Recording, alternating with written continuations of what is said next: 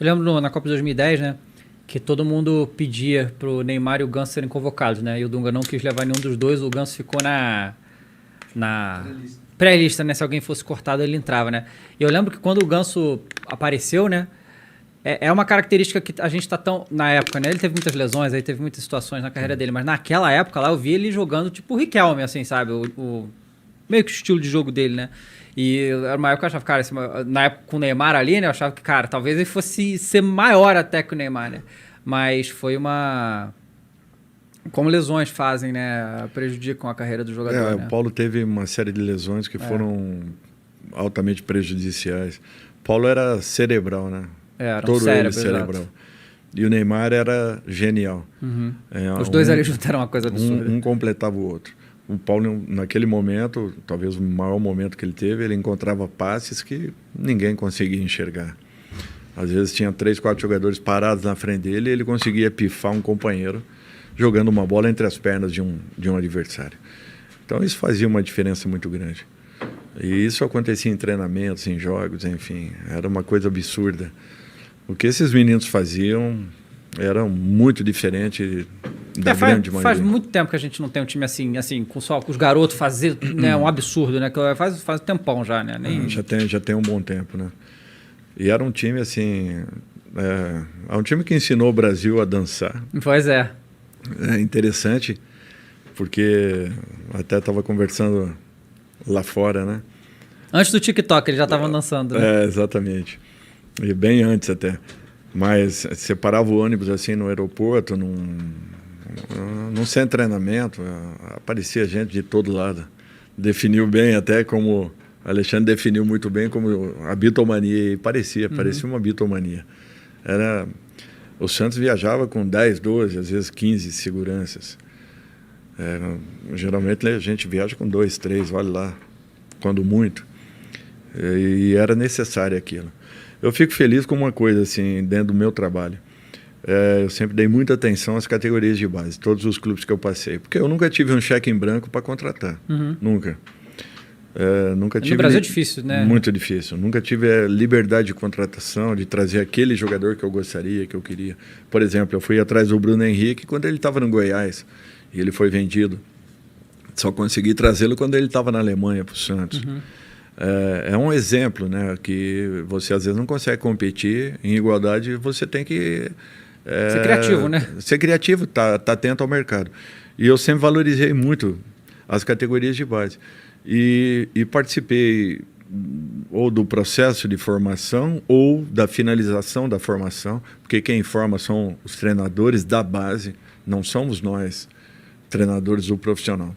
Quem forma, na realidade, são os trabalhos da base, aqueles que não aparecem, que não têm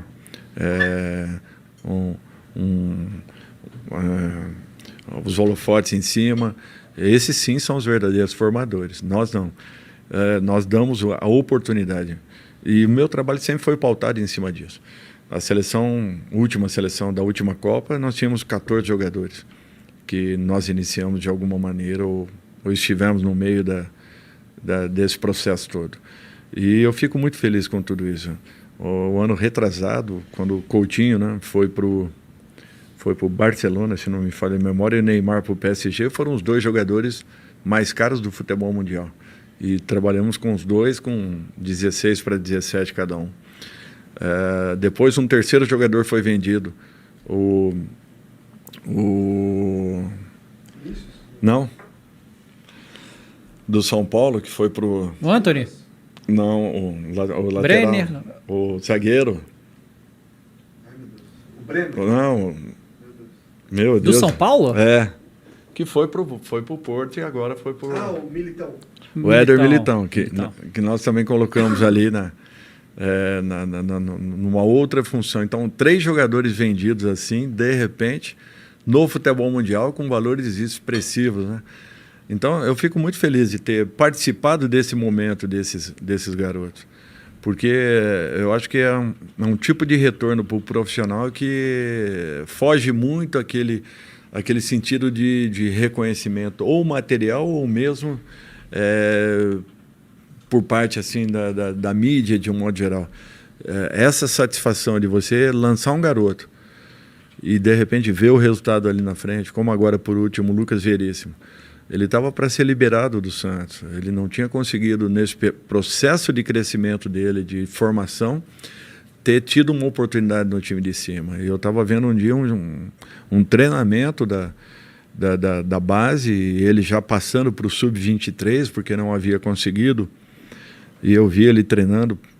Era a terceira vez que eu estava vendo ele treinando e me chamou muita atenção. Então, o que você viu nele?